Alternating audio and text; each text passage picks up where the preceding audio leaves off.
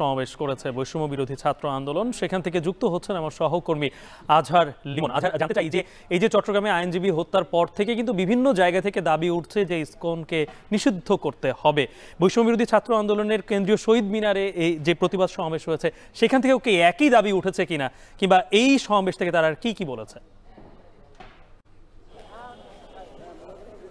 না, সম্প্রতি সমাবেশটা কিছুক্ষণ আগেই শেষ হয়েছে।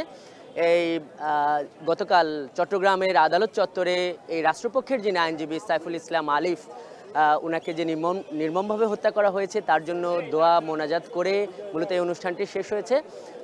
ইসকনকে নিষিদ্ধের দাবিটা ওরা এইভাবে করেছে, এভাবে যুক্তি দিয়েছে, যেটি আমরা এই বক্তব্যে যেটি শুনলাম যে বৈষম্য বিরোধী ছাত্র আন্দোলনের প্রধান সংগঠক হিসেবে যিনি দায়িত্ব পালন করছেন এখন আব্দুল হান্নান মাসুদ, উনি বলেছেন যে ইসকনের যে উগ্রবাদী কার্যক্রম এটি নিয়ে তো ভারতেও কথা হয়েছে।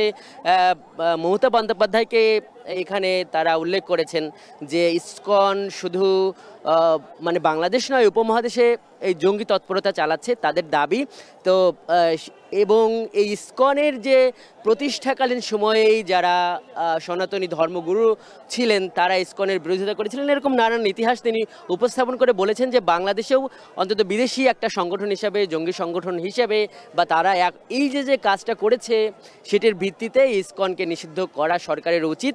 নানান ধরনের আলটিমেটাম দিয়েছে, যেটি আব্দুল হান্নান মাসুদ উনি এবং এখানে তো আসলে বৈষম্য বিরোধী ছাত্র আন্দোলনের বিভিন্ন পর্যায়ের সমন্বয়করাই আসলে এখানে বক্তব্য দিয়েছে। যারা গণঅভ্যুত্থানের কেন্দ্রে ছিল তারা আবার এখানে দেখলাম যে আরেকবার এখানে একত্রিত হয়েছে। তারা সবাই দুই দিকের গণমাধ্যম অর্থাৎ বাংলাদেশি বা দেশীয় গণমাধ্যমের ভূমিকা এবং ভারতের গণমাধ্যমের ভূমিকা, ভারত সরকার এবং বাংলাদেশ সরকার, এই চারটি বিষয়ের কিন্তু সমালোচনা করেছে নানাভাবে।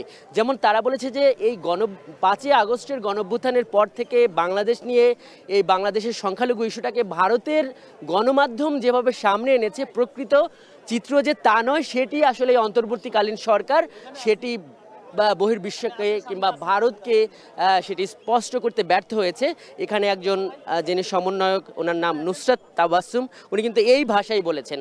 আবার আমরা যেটি দেখেছি যে এখানে আব্দুল হান্নান মাসুদ উনি বলেছেন যে দেশীয় কিছু মিডিয়া, আমি সেই মিডিয়াগুলোর ওনারা যেভাবে বলেছেন যে এখনও এই দাড়ি কমার পরিবর্তনের মাধ্যমে তারা আসলে ন্যারেটিভ তৈরির চেষ্টা করছে, এই ধরনের বক্তব্য তারা দিচ্ছে। তারা বলতে চাইছে যে বাংলাদেশি গণমাধ্যমের প্রতিও তারা একটা বড় আহ্বান রাখছে যে সব ধরনের অপপ্রচার বা গুজবের বিরুদ্ধে, বিশেষ করে ভারত থেকে যেগুলো হয় সেগুলোর বিরুদ্ধে যাতে ব্যবস্থা নেওয়া হয়। এই সাইফুল ইসলাম আলিফ যিনি রাষ্ট্রপক্ষের আইনজীবী ছিলেন, তাকে ভারত বিরোধী অবস্থানের কারণেই তাদের ভাষায় তাকে শহীদ করা হয়েছে, এটি তারা উল্লেখ করেছেন। এবং তারা বলেছেন যে এই যে দেশের জন্য প্রাণ দেবার যে প্রবণতা এটি তাদেরও রয়েছে এবং তারা কোনোভাবেই, তাদের ভাষায় এটা একটা বড় ষড়যন্ত্রের অংশ। এই বাংলাদেশের মাটিতে তাদের ভাষায় তারা বলছে যে দিল্লির কোনো চক্রান্ত তারা সফল হতে দেবে না। এই ধরনের বক্তব্যগুলো তারা বলেছে।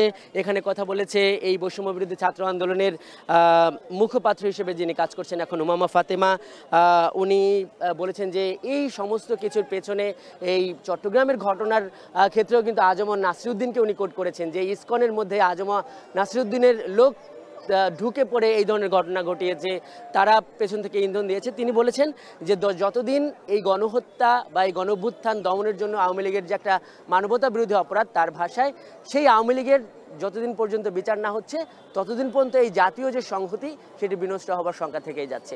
তো এই মাত্র তো অনুষ্ঠানটি শেষ হলো। তো এই ছিল মোটামুটি এই বৈষম্য বিরোধী ছাত্র আন্দোলনের সম্প্রীতি সমাবেশের আমার কাছে থাকা সবশেষ। চট্টগ্রামে আইনজীবী হত্যার প্রতিবাদে শহীদ মিনারে প্রতিবাদ সমাবেশ করেছে বৈষম্য বিরোধী ছাত্র আন্দোলন। সর্বশেষ জানাচ্ছিলেন